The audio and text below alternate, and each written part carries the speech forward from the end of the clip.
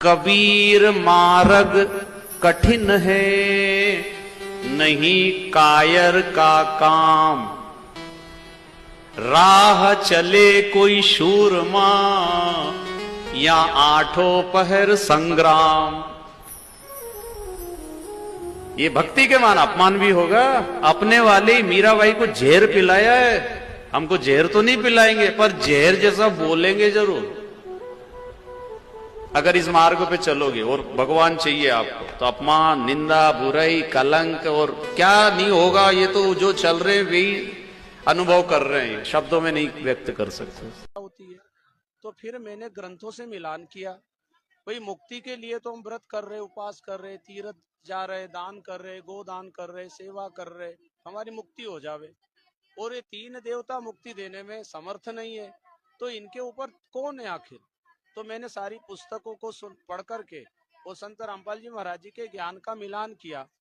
और जब मिलान किया, उनके सत्संग को सुनता रहा लगातार कंटिन्यू, तो मेरे दिमाग में जो जनता से सुना हुआ था कि वो उनका ज्ञान अधूरा है, सनातन का विरोध करते हैं, हिंदू का विरोध करते हैं, ये तो देवी देवता को नहीं मानते हैं, वो बात मैंने लोगों से सुन करके मैंने भी मान ली और मैं भी विरोध करता।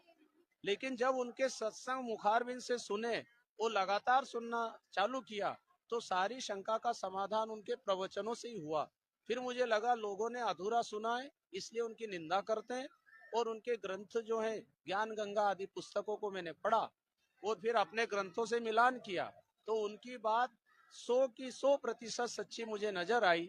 इसलिए मैंने उनके ज्ञान को स्वीकार किया। तो सबसे पहले वचन उनका यही था कि 3 गुणों की भक्ति में जो भूल पड़ो संसार, कहे कबीर निज नाम बिना कैसे उतरे पार। तो भव सागर से पार होने के लिए जीवन मिला है। और कबीर साहब का जो ज्ञान रामपाल जी महाराज जी ने बताया, इसके पहले कभी किसी से नहीं सुना था।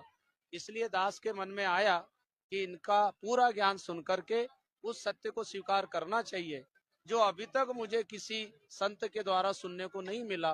तो मैंने फिर संत रामपाल जी महाराज जी के सत्संग को सुना, उसका मेरे जीवन पर बहुत असर पड़ा। और आज पहले से ज्यादा मैं बहुत खुश हूँ और पूरे परिवार उससे जुड़े हुए हैं। और सभी से यही मेरा निवेदन है, अनमोल जीवन है, संत रामपाल जी महाराज जी का ज्ञान सच्चा है, उसको सुनने में निष्ठा रखें, विश्वास रखें, एक दिन आप खुद इसे स्वीकार करेंगे।